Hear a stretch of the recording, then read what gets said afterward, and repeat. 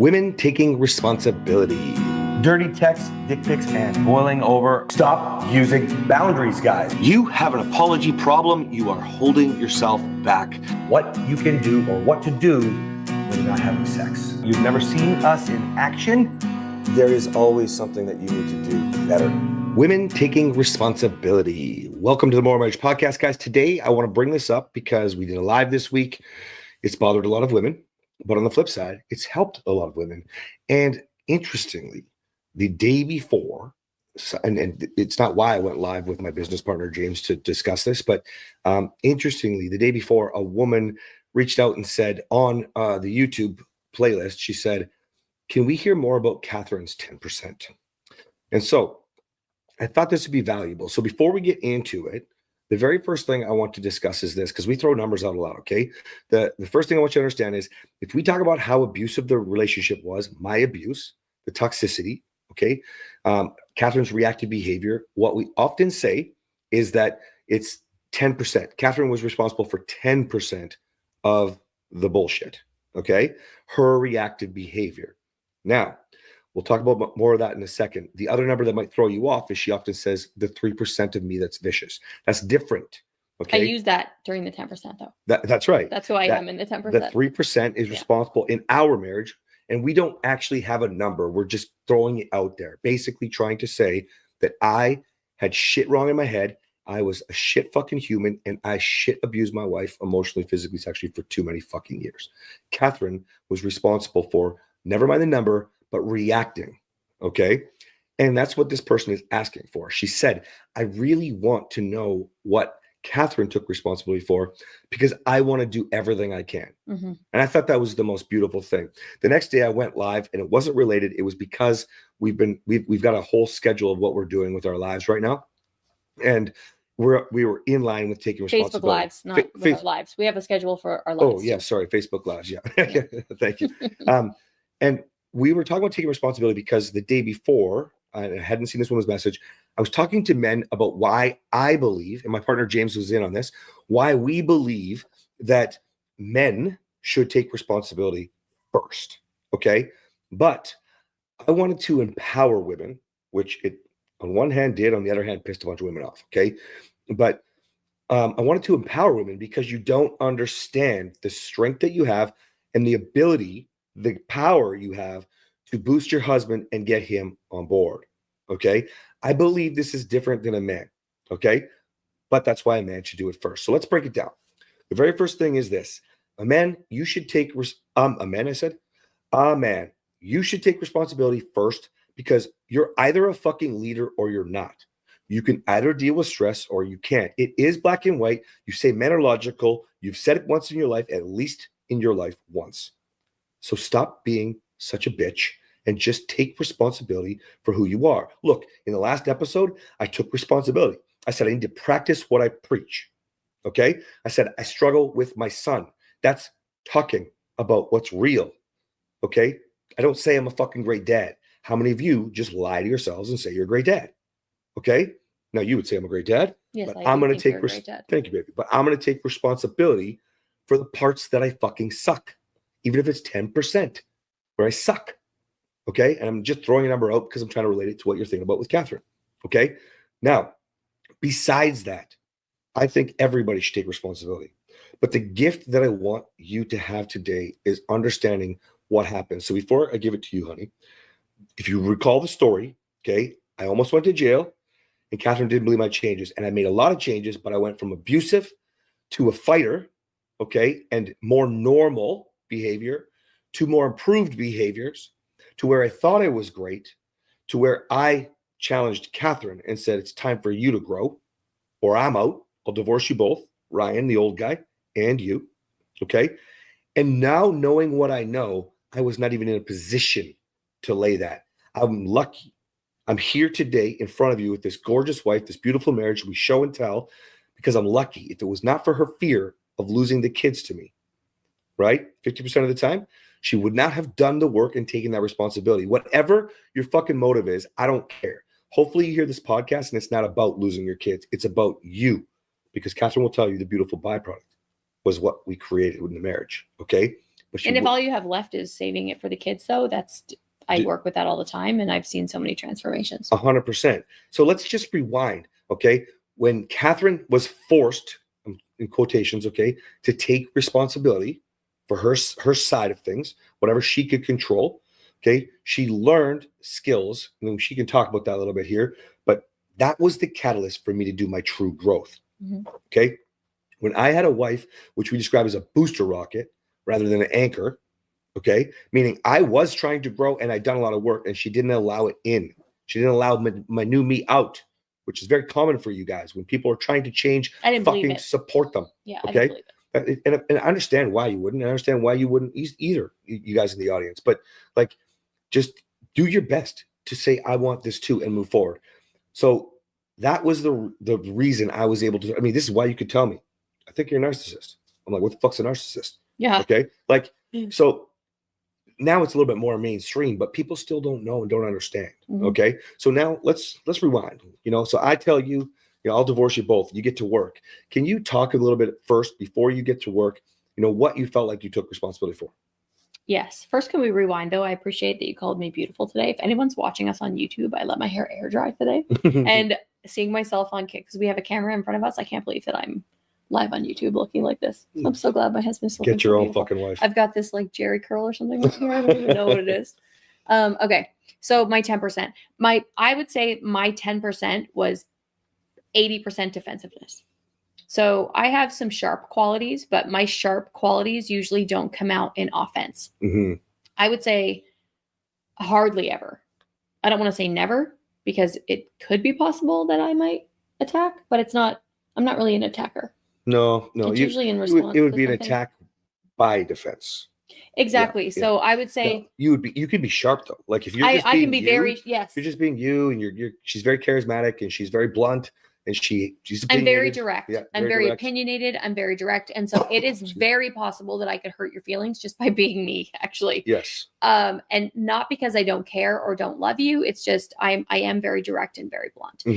But I'm also very empathetic.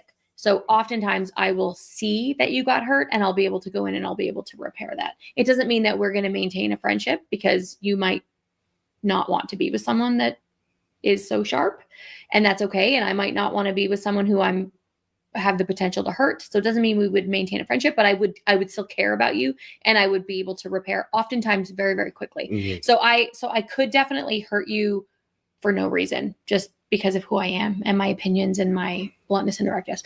But most of the time, I think when you are at risk of being hurt, you probably aren't actually going to be hurt, because you're already in attack mode. You are the one that is coming at me. You're saying something. You are triggered. You're overwhelmed. You are throwing contempt at me. I have developed this beautiful ability to call out contempt and to be able to come in with curiosity if I feel that you are coming at me with something. It just happened yesterday. That's why you did that one-on-one call with that woman. I said, I feel like you're frustrated. I feel some frustration. I didn't say I feel like you're frustrated. I said, I sense some frustration. Can you clarify? There's some contempt here. And she said, yes, there was contempt. I'm sorry. Thank you for calling that out. And I was very gentle about it. And so I have an ability to be able to call it out and not necessarily defend myself anymore. But I did not have that skill. The reason that this is important, I did not have that skill back when we saved our marriage.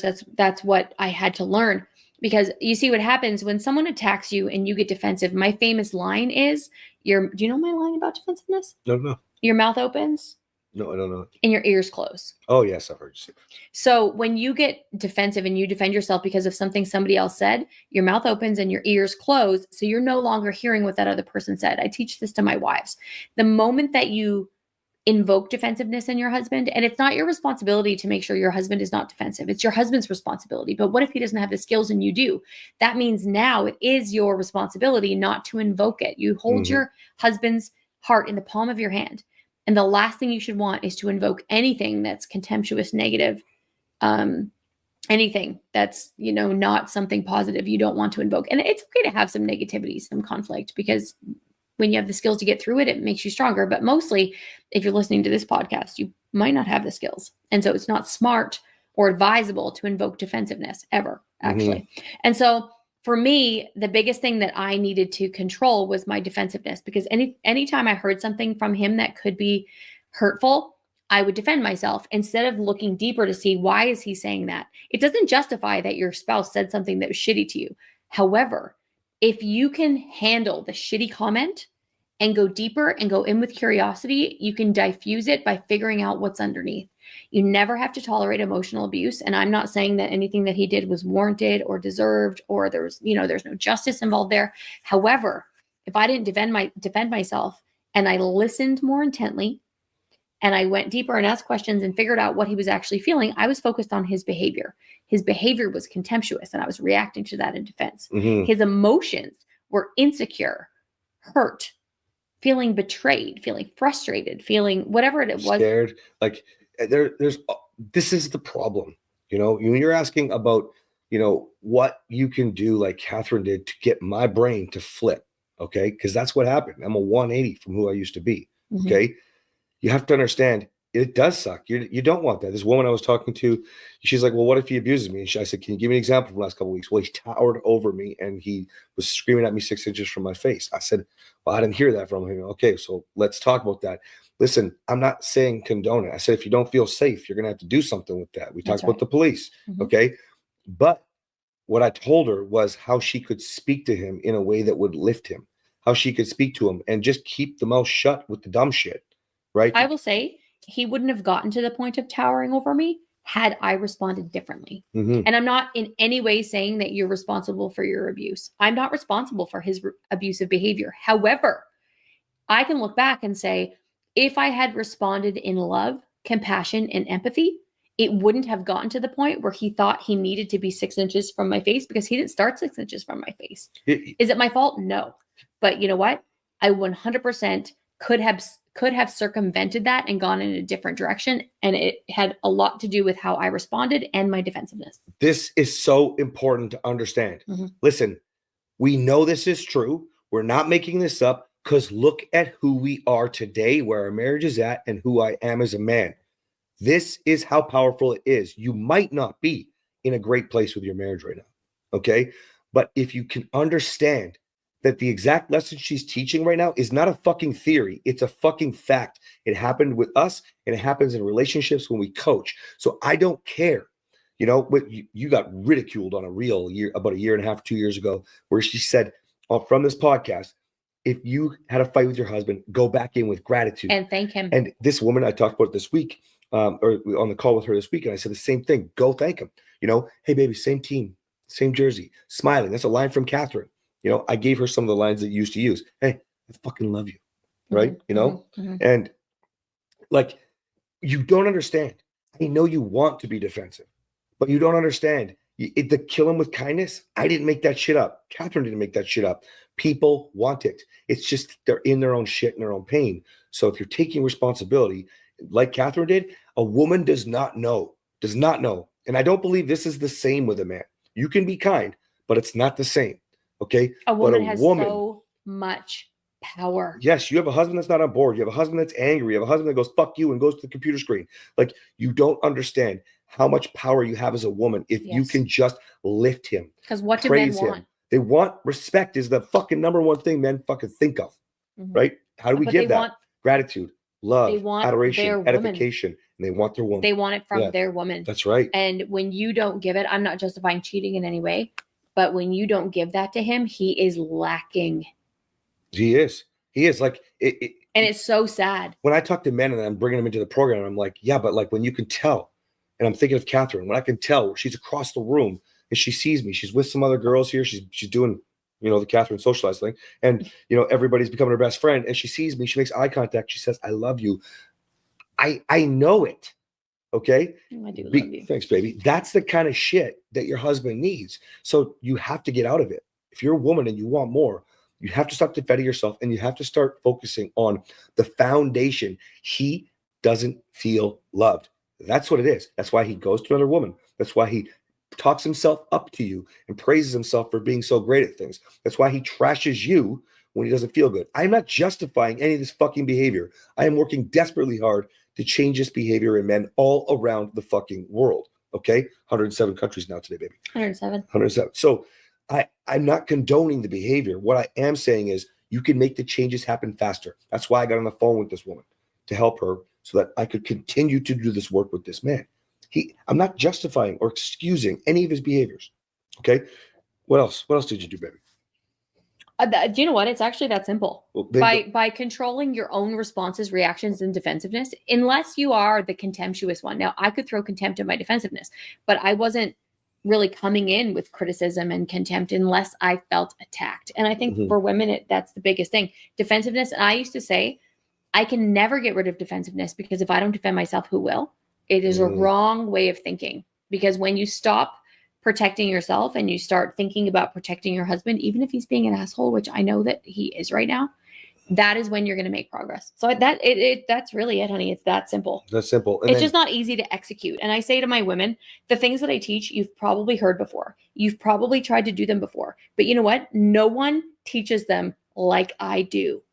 And I know that sounds crazy, but it's true. Otherwise, we wouldn't have the following that we have. It's absolutely not crazy. I have discovered a way to teach women how to drop the defensiveness, how to invoke empathy and compassion in themselves, because it's not about what your husband deserves. This is my newest thing. It's not about what he deserves. It's about who you want to be. And I've said this for a long time in a lot of different ways, but it really is that simple. I want you guys to understand. This is a really cool way to close this. Okay. So, a man can take responsibility and he can lead. I don't teach a man the way that Kathryn teaches. I teach a man to love his wife, but be a firm, gentle leader, a soft and tender man, but know where he's going and bring the motherfucking fun, because life will be better over here while she's over here being bitter, angry, contemptuous, and defensive. Okay.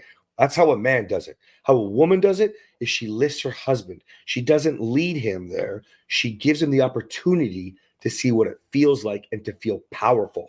There's a big fucking difference. If he feels strong, he wants to be a leader because he starts to believe in himself. Because unfortunately, the way it is, we were all raised in this generation or these last few generations to where we need your fucking approval. And until we can fill our own cup, that's why we have like this competition in our mobile app, go.morrowmarriage.com, where we're like, who's the freest man on the planet? Right? Because we don't need our wives to survive anymore. I'll fucking die without Kathryn, okay? But I don't need her to survive. I'm not dependent on her. The more dependent I was on Kathryn, the less I had myself and the less she needed me. If he leaves, I'll kill him anyway. Just kidding. Just kidding. Okay, guys, you heard it. I'm a little bit scared. Oh, man.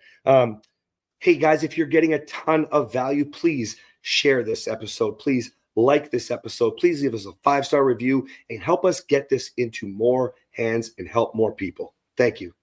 Seriously, it's that simple, guys. Men, lead. Take her where you want to go. Women, give him the opportunity. Lift him. And honestly, if we would have known this in the beginning, Kathryn would have shown me what it felt like to be loved so fast that I maybe never would have been, because I was the most. But then we wouldn't be able to help you guys. Yeah. And we wouldn't be able to help you and all that shit. So yeah, I mean, everything happens for a reason. Thank you, Jesus. But anyways, now it's your turn, guys. Take responsibility and go get your life. Bye. See ya.